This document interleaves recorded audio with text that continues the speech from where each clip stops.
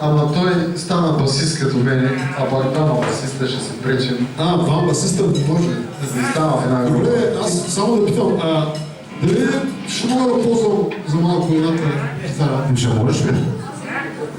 Дай, ще пробвам ли?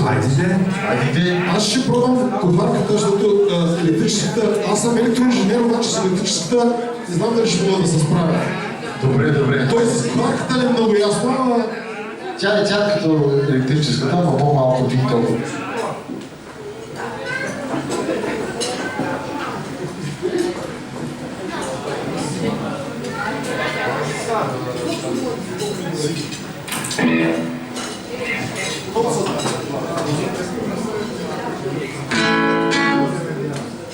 Сега тази песен, която ще се опитам да ви изпия и да ви свиля, се нарича CV.